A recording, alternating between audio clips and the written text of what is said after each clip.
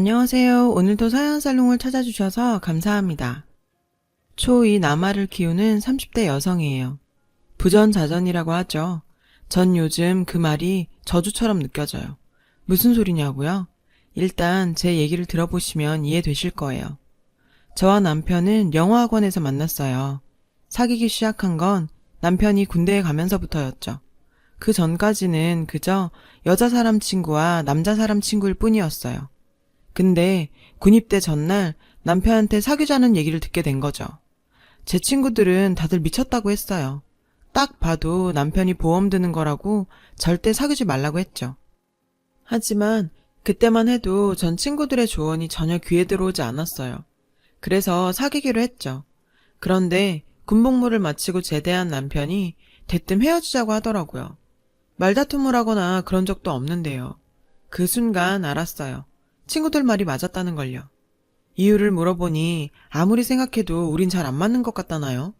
그걸 제대하고 나서야 알았냐고 구체적으로 어떤 점이냐고 물었더니 말로 설명하기 힘들대요. 처음부터 그런 이유 따윈 없었어요. 보험이었을 뿐이에요. 그때 이 인간의 본성을 알아버렸죠. 전 시간을 좀 달라고 했어요. 그리고 집으로 돌아와 며칠 밤을 새우며 생각에 생각을 거듭했죠. 뭐하러 그렇게까지 했냐고요? 사실 그때 제 뱃속엔 아기가 있었거든요. 남편 말년휴가 때 생긴 아기요. 그날도 임신 얘기를 하려고 만난 거였는데 남편이 선수를 쳐서 헤어지자고 한 거죠. 솔직한 심정으로 아이만 생기지 않았다면 전 그때 남편과 헤어졌을 거예요.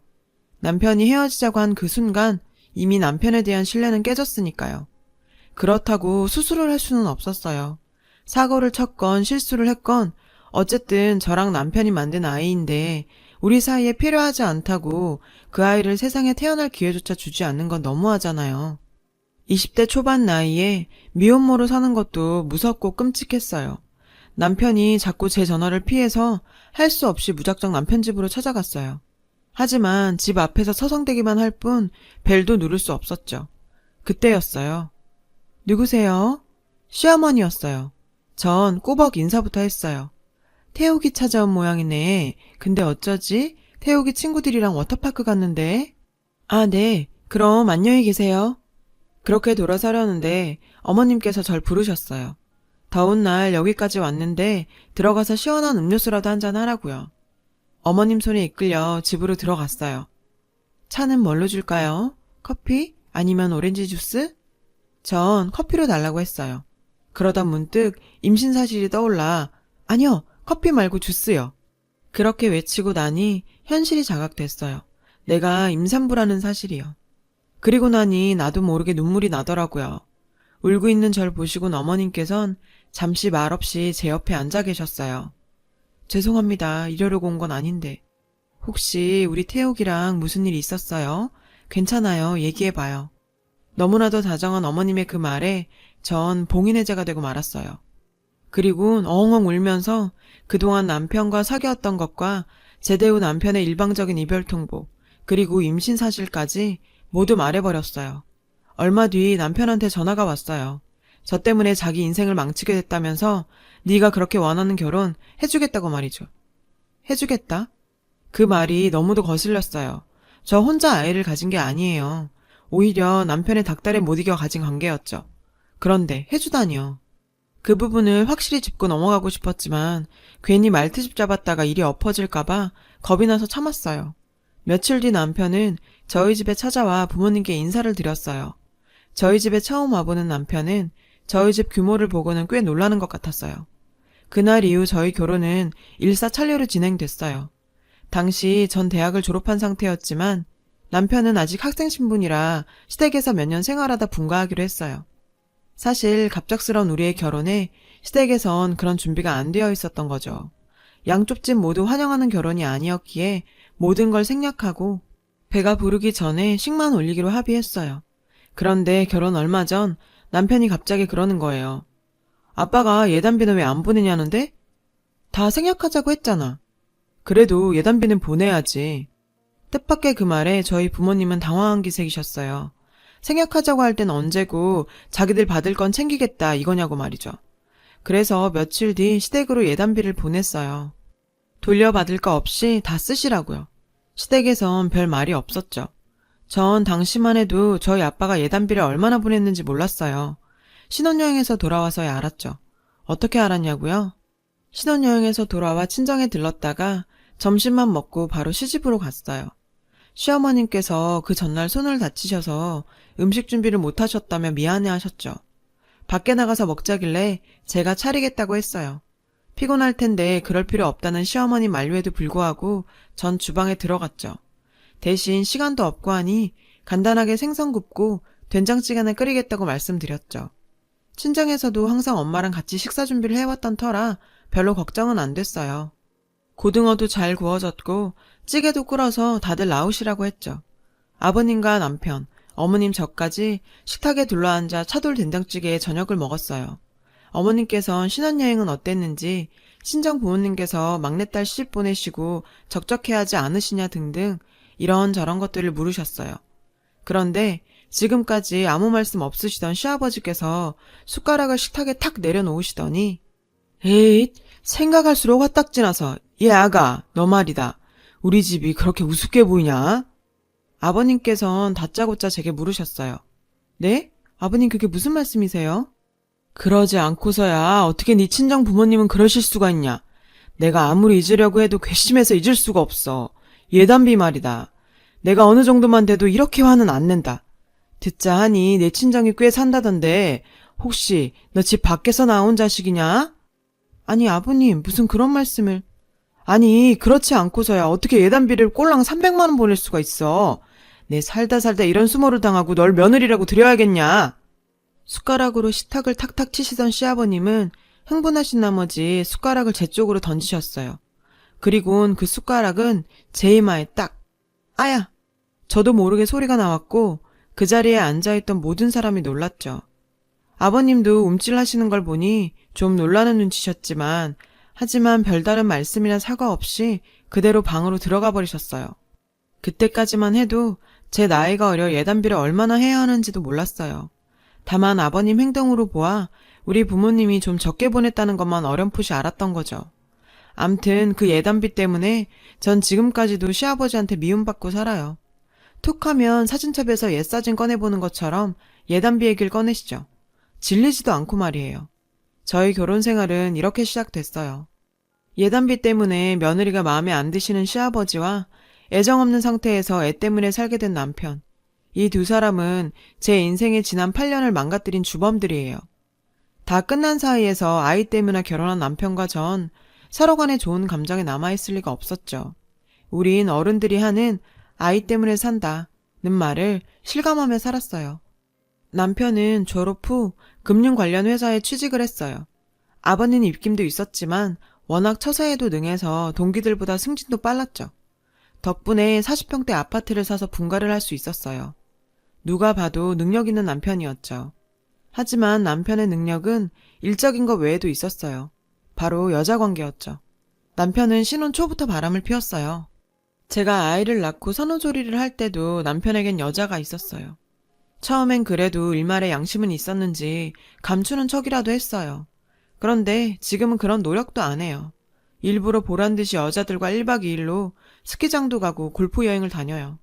전 그런 남편 때문에 스트레스성 폭식증에 걸려서 지난 몇 년간 걷잡을 수 없이 살이 쪘어요. 몸이 그렇게 되다 보니 남편은 더 저를 멀리했고 전 우울증과 대인기피까지 겹쳐 약 없이는 생활이 힘들 정도가 됐죠. 하루는 안부차 전화를 해온 작은 올케한테 울면서 지금까지 일들을 털어놨어요.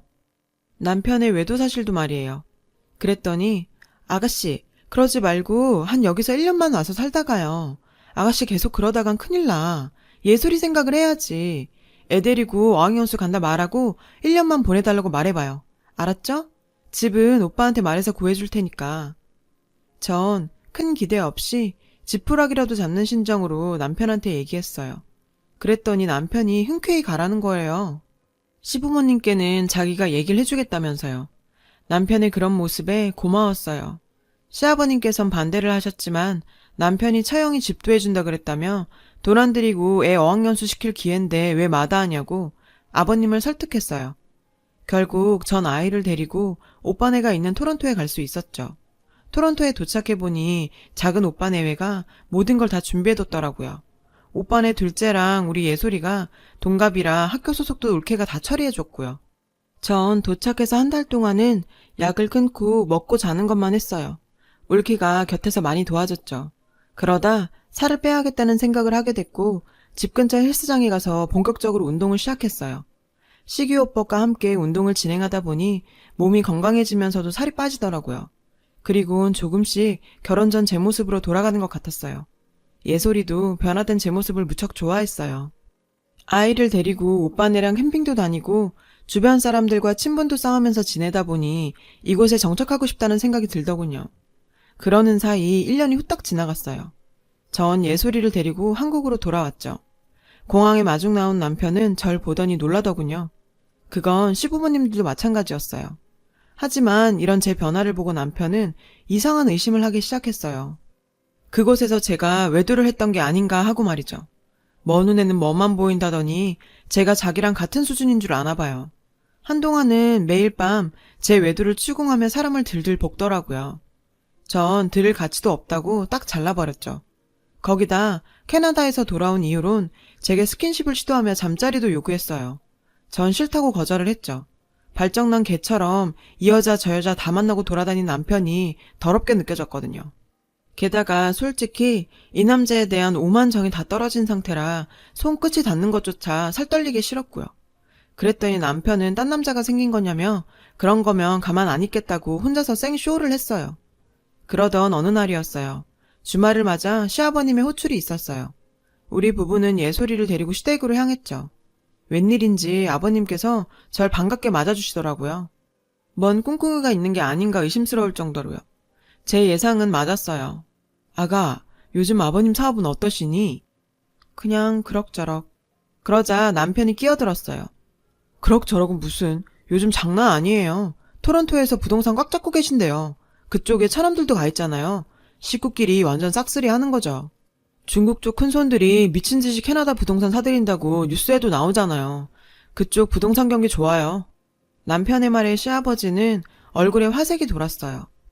그래, 그거 참 잘 됐구나. 안 그래도 사업투자건으로 좀 뵙고 싶었는데. 사업투자라니요? 그게 무슨 말씀이세요, 아버님? 알고 보니 오늘 이 자리는 남편과 아버님이 우리 아빠한테 사업자금 뜯어내려고 만든 자리였어요. 절 꼬드겨서 그 돈을 받아오게 하려고요. 솔직히 그동안 장인어른이 사위인 나한테 뭐 해준 거 있어?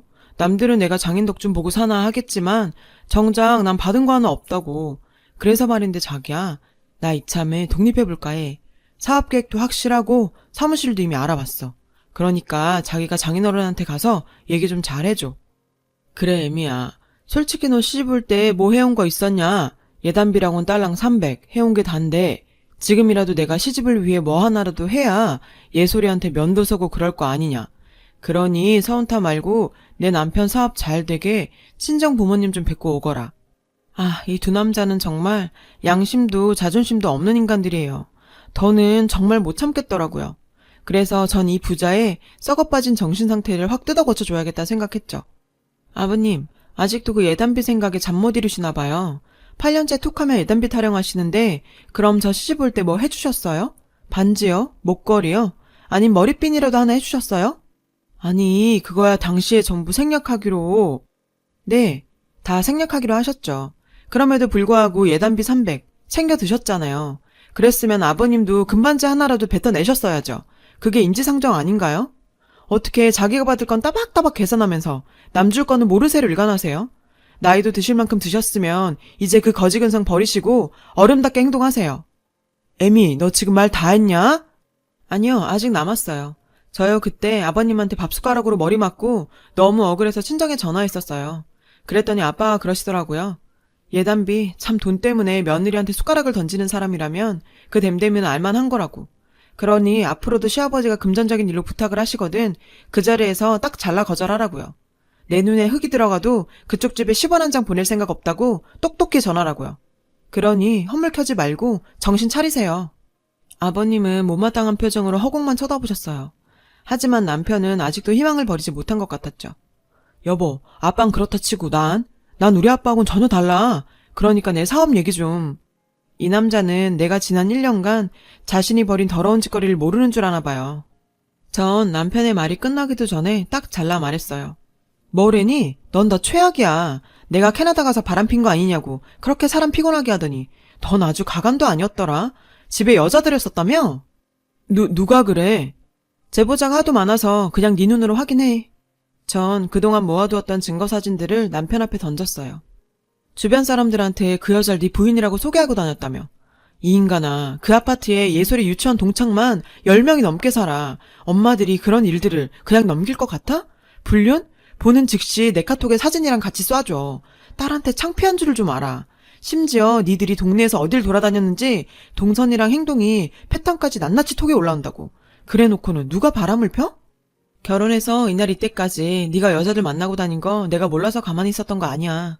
오늘 같은 때를 기다린 거지. 캐나다에서 생활하면서 내가 깨달은 게 한 가지가 있어. 내가 나를 사랑하지 않으면 세상 누구도 날 사랑하지 않을 거란 거. 한국에 있을 땐 늘 너한테 기대 사는 것만 생각했어. 그래서 버림받으면 어떡하지? 어떻게 하면 네가 날 봐줄까? 그런 생각에 빠져 사느라 정작 날 돌보지 못했어. 그러다 보니 난 점점 자존감이 낮아지고 내 눈치를 보게 됐고 심지어 네 추잡한 외도 사실을 알면서도 눈 감으면서 참았다고. 근데 이제 안 그럴 거야. 난 이제 알아버렸거든. 내가 얼마나 소중한 사람인지 얼마나 능력 있는 사람인지 말이야. 그래서 사실 읽어주려고 한국에 왔어. 전 남편 앞에 이혼 서류를 내밀었어요. 제발 인간답게 살아. 우리 예솔이가 너나 니네 아빠 닮을까봐 걱정돼서 난 꼭 이혼해야겠어. 이 집 구석에선 보고 배울 게 없으니까. 혹여라도 예솔이를 뺏을 수 있을 거랑 헛된 기대는 하지 마. 그랬다가 네가 네 동창 부인, 직장 상사 부인이랑 붙어먹은 것까지 다 까발려 줄 테니까. 알았어? 남편은 자기 치부가 낱낱이 드러나자 본성을 보이더라고요. 그게 내 탓이냐? 니네 집에서 처음부터 나 좀 밀어줬으면 내가 그런 년들까지 만나면서 일 따고 했겠냐? 이거 따지고 보면 너랑 네 애비 탓이야. 나도 피해자라고. 그 순간 지금까지 주방에서 조용히 계시던 시어머니께서 물병을 들고 나와 남편 얼굴에 뿌리셨어요. 정신 차려 놈시끼야. 가정 있는 남자가 딴 여자랑 놀아나고도 뭐가 잘났다고 주둥이를 나불대? 어쩜 하는 짓이 네 아빠랑 똑같니? 이날 이때까지 내가 네 아빠의 그 더러운 짓거리를 참고 살았더니 아들놈까지 그러고 살아? 걔만도 못하게 살 거면 차라리 죽어라. 네 애비랑 손잡고 한강에 뛰어들어. 그리고는 저한테 애미야, 왜 이런 걸 나한테 얘기를 안 했냐. 얼마나 마음고생이 심했을 거야. 아휴, 내가 너한테 창피해서 이거. 이놈의 부자는 어찌 된 게 창피한 걸 몰라. 나 하나 참고 살면 끝나지 싶었는데 내가 정말 면목이 없다. 예상치 못한 어머님의 반격에 아버님도 남편도 아무 말도 못했어요. 그리고 전 어머님 덕분에 무사히 남편과 이혼을 했어요. 그리고 예솔이를 데리고 캐나다로 왔어요. 이곳에서 새로운 사업을 할 예정이거든요. 친정아버지께선 제 이혼 선물이라며 사업 자금을 대주기로 하셨어요. 대신 앞으로 절대 남자한테 기대서 제 인생을 낭비하는 짓은 하지 말라고 하셨죠. 스스로 바로 설 수 있는 멋진 엄마로 살아야 예솔이도 엄마를 보고 배우게 될 거라고요. 전 꼭 그러겠다고 약속드렸어요. 다시는 예전의 나로 돌아가고 싶지 않으니까요. 마음을 먹고도 가끔 불안해지는 건 어쩔 수가 없어서 무작정 앉아 마음을 푸는 글을 썼는데 제 각오가 다져지는 것 같네요. 사연 들어주셔서 감사합니다. 여러분, 사연 댓글에 응원과 현명한 조언 부탁드려요. 좋아요와 구독은 저에게 큰 힘이 됩니다. 오늘도 좋은 일 가득하세요.